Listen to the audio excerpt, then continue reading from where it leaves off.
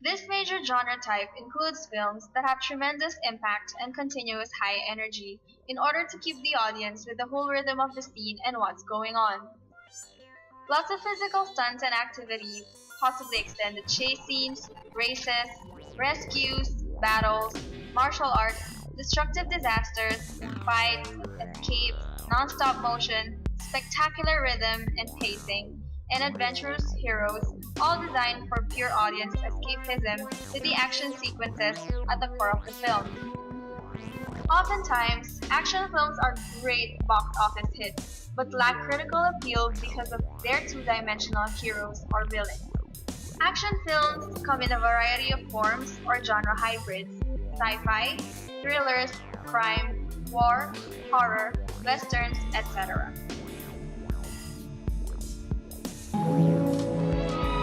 Hello. Don't I know you? A lady should know her own property. My property.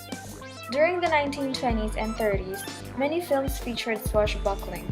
These are action-adventure subgenre films that normally consist of sword fighting and adventurous heroic characters.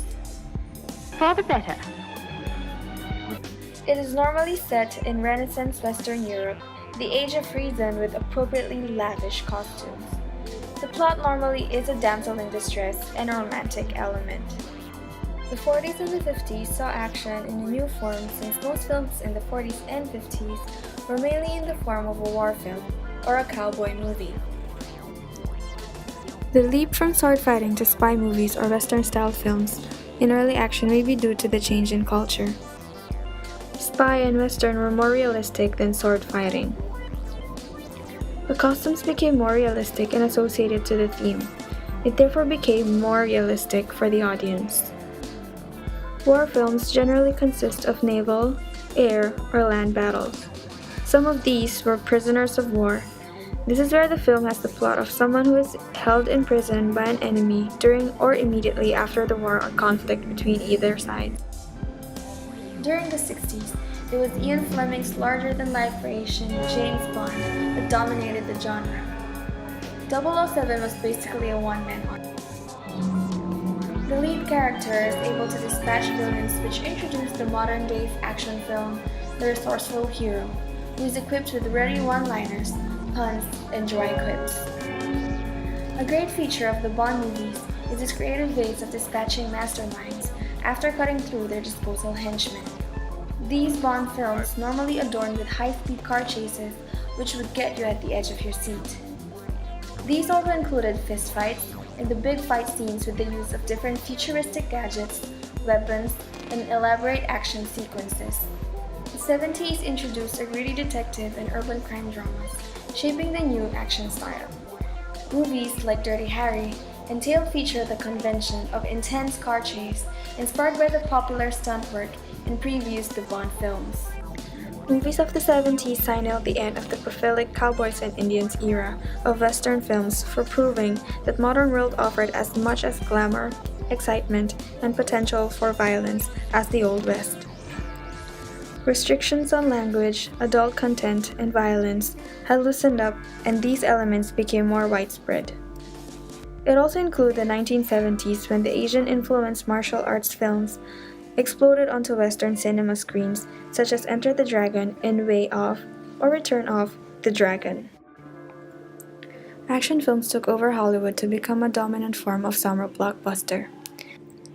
The action era was popularized by actors such as Sylvester Stallone, Arnold Schwarzenegger, and Bruce Willis. In 1982, 48 Hours, the first body cop film, was introduced, which smashed the box office records.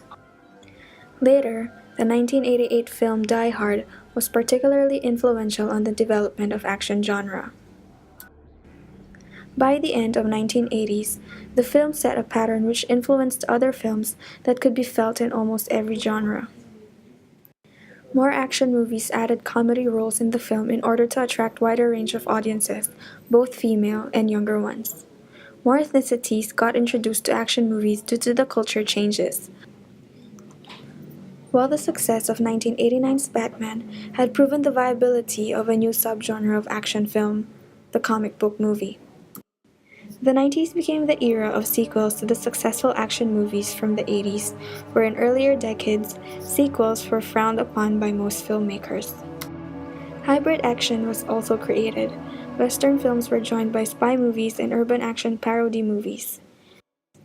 The revolution in CGI, or what we call computer-generated imagery, changed the real-world settings to become more futuristic environments.